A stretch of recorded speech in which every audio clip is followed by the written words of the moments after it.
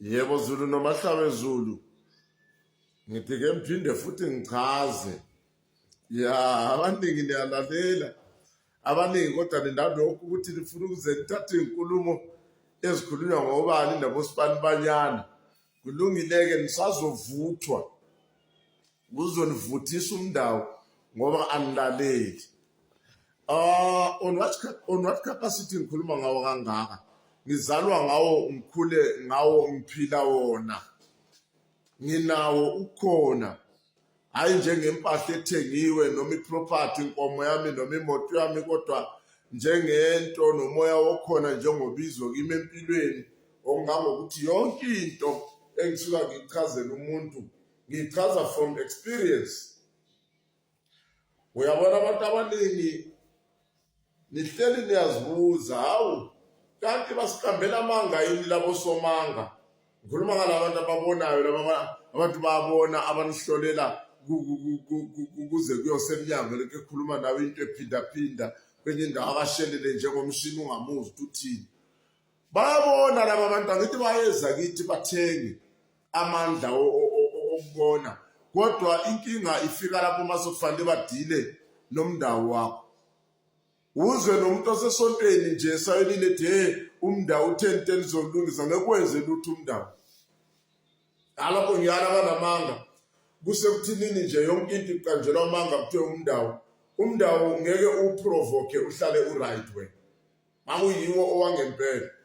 Ngoba uyabona lo moya lo awuceli ukungena kumuntu, futhi awuncengi, awuvinjwa, uvalwa, uyavithiza lo moya. Yayithatha impilo ijike uyibona isile ugcina ungazi ukuthi kanti ini kutheni kwenzekani. Lapha-ke sikhuluma ngomndawo. Base bemangala abanye, hawu sasesihamba sitshelwa ngemndawo, nabanye nje sidabuka emndenini la ongalindele khona ungaze utshelwe ngendaba yokuthiwa umndawo kwenze njani. Lo moya awungeni ngenxa yokuthi ukhokho wakho kwathini lineage kuphela. Yebo unayo ilineage, kodwa-ke kuya kube nabanye abantu bangabe mhlawumbe sebewuphathe kabi noma bephumile, senabaleka phela manje nigcwala amasonto, nagcwala yonke indawo. Umndawo bese uzifunela umndeni la ozongena khona. Omunye utholelwe abantu abanjengathi iqongwani esigqokwe yile moya emizwa ukuthi amalinda, imaya amabhubesa amane ayi4 ngisazowachaza. Madoda, mase kunjalo lo moya sewuxhwalile, sewudla abantu ekhaya, sewujike waba yihumba noma lento kuthiwa igide landini. Babethola indlela yokuqosha abayizosana bese kuthi abaningi bafune ukulungisa, ngoba nalapho ekuqosheni uyakhosta, selingafa lize licabanga ukuthi niloyiwe uhlaba, ngoba uyabe ungasadli lezi nyamazana ezinoboya, sewufuna isothamlilo, into enganaboya. Uwele liyalithi mangabe lingene komunye wena ekhaya, lowo muntu anganifisela izinto ezimbi konke kuhamba ngendlela yakhe, niyodonsa kanzima nize nimbize umthakathi ekhomanda nje kuphela, engawuthwasanga, engawuthangana. Yabona lo moya mawungene kuwe awudingi intwaso. Kanti ngathi kwabaloyayo mawungene kuye mayeloya kudinga ukuthi azazayongena intwasweni yokuloya. Wenza lento engutshelayo ukuthi uyakucasukela manje, uthi wehlala estepsini kuthi istep isesodwa ukunyathela shaye ngobuso phansi ufe noma uvele ube crippled. Kanti manje wayini nihamba niuthwasa. Yebo angingabi nebhizinesi yokuthwasisa kwaba uthwasisayo, kodwa asiye eqinisweni lokuthi unezinto nendlela ezenziwayo okwenziwa ngazo before uthintwe noma uthwase lento senithwasa wona lo mndawo. Uyakhanyiselwa, kunendlela thizene yokukhanyiselwa engasoyena lezi ejwayelekile nivele lingene emashophu amandiya nithenge amakhandlela nilayithi. Uyakhanyiselwa umndawo, uyawuthwala umndawo, hayi lokhu ukuthwala kwene nithi umuntu uyothwala for imali namba nibulala abantu for nothing, nijike nibe phuwa nibe neyinkinga. Cha, leyo ntwala ufike uthwale umqhele ekhanda owenziwe ngey'hlahla thizeni engeke ngize ngizichaze lapha ngoba baningi abahlele ko TikTok abalalela ukuthi sithini babe bathi kubantu senza lokho beganga nje anikwazi nina lokho njalo umndawo awuke uthi mangabe uthole ngawo awungabe uthi uvela wasuka nje wena usugaxele indaba yomndawo uzothwala ukufa uzovuma ukufa empilweni. Uyayibona le ngubo engiyifakile ebizwa ukuthiwa iqaba kusuke kuwumndawo uhambisana namadlozi entaba omdlambila negwinyambila.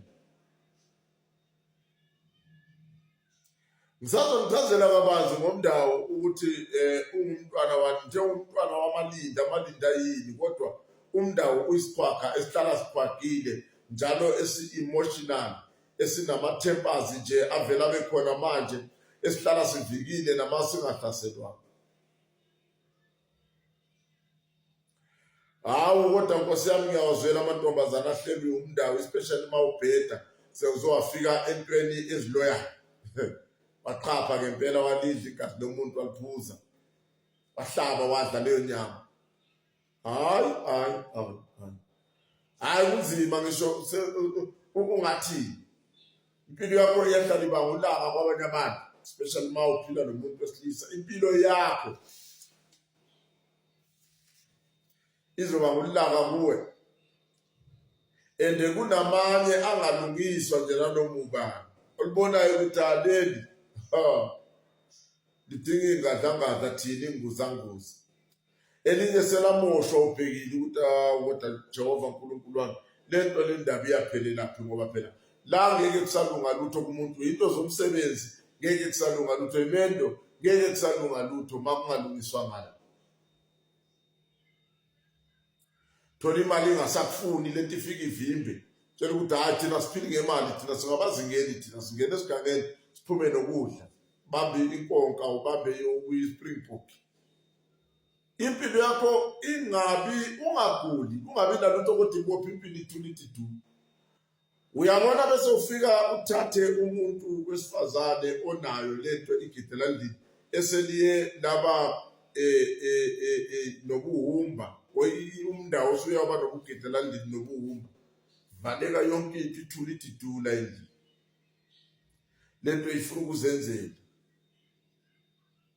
Madoda nawe wesifazane uyowela kwesiliso njalo kubophe ukuthule ukuthi du. Khumbula seniye nashera amagazi nishera ispirit.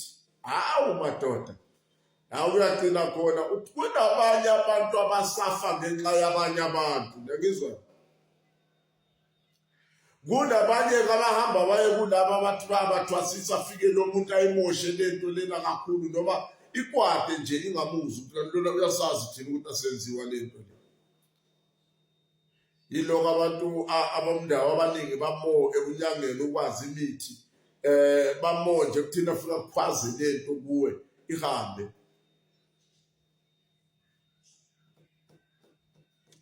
Akanivuma ukufundiswa nizohlupheka kakhulu. Yizo izikhali zayo lezi. Ngizoqhubeka ngichaze ngezikhali zomndawo. Awuvele nje uzithabathe uzithwale emahlombe wakho ungawazi ukuthi unjani lo mndawo. Vumani senilungisele le mndawo.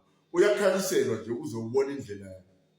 Ma ungayibona indlela ushaya kwasana uphambi kwawo nanabantu abakhona la ekhaya. Ngoba ubone uyabhudazela. Iyahlelwa lento. Gijima uyongena entwasweni lapho labantu abakwazi ukuyihlela lento. Bafike bayivukse kuwe kanti bisaleli izithulele ivuka nalobu bubi ivuka nalezi zingozi ivuka nalobu kumosha lahlekelwa imisebenzi lahlekelwa imendo wena lahlekelwa imali makade ngabe khona sokufanele kuhlale kuvela izinto ezofuna ufika zidle imali iphele ngoba wena kufanele ukushiye lo mndawo ungekho ufe ungaka ufe into zihlangahlangene kovekile abantu bekunuka na njengomthakathi nomndeni ungasakufuna ukuthi umthakathi uwe ngoba bahamba bebamba lemoya lo okuwe. Abekalingizwe umndawo yakhaliselwa amadoda.